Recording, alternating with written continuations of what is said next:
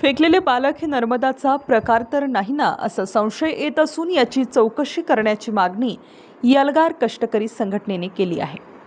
Ghoti police station हद्दीत सातुर्ली फाटा येथे स्त्री जातीचे अर्भक आढळले। अशा घटना या भागामध्ये यापूर्वी घडलेल्या आहेत। आवळी ग्रामपंचायत सदस्य हा सकाळी त्याचे मुलांना शाळेत घेऊन जात असताना त्यांना बाळाच्या रडण्याचा आवाज आल्यावर काळू वाघ ग्रामपंचायत सदस्य यांनी गाडी थांबवली आणि त्यानंतर तात्काळ त्यांनी पोलीस पाटील पंडित गोविंद भगत यांना कळवले।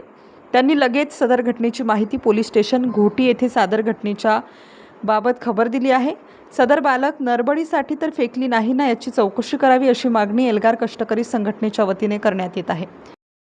या ठिकाणी घोटी पोलीसच्या हद्दीमध्ये स्त्री जातीचं अर्भक आढळून आलेल्या या भागामध्ये खळबळवाणी उडालेली असून हे अर्भक नक्की का फेकलं गेलं, या पाठीमागे काही नडबडीचाही प्रकार आहे का अशी शंका येते। कारण या भागामध्ये यापूर्वी देखील नडबडीच्या अशा अनेक घटना घडलेल्या आहेत, त्या आम्ही अनेकदा उघडकीस देखील आणल्या आणि त्यातलाच हा काही प्रकार आहे का तसाच काय प्रकार आहे का याचाही तपास पोलिसांनी करावा। आता सदर बाळाला उपचारासाठी घोटीच्या ग्रामीण रुग्णालयामध्ये दाखल करण्यात आलेले आहे। सकाळी आवळी या गावातील ग्रामपंचायत सदस्य काळूवाघ हा आपल्या मुलाला शाळेत सोडण्यासाठी जात असताना त्याला त्या जंगलामध्ये बाळ रडण्याचा आवाज आला आणि त्यांनी गाडी थांबवली। तिथं बघितलं तर एक स्त्री जातीचं अर्भक फेकलेलं त्या झोपामध्ये आढळून आलं आणि हा सर्व फॉरेस्ट एरिया आहे आणि हा तिथं कुठल्याही प्रकारची मानवी वस्ती नाही, अशा ठिकाणी अर्भक आढळून आलं।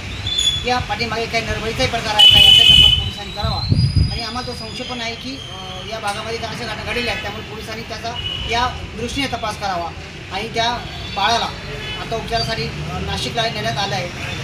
ते बाळ नक्की काय फेकलं गेलं याचा तपास पोलिसांनी करावा अशी मागणी एल्गार कष्टकरी संघटनेच्या वतीने स्टार न्यूजसाठी मोहसिन पठाण, नाशिक।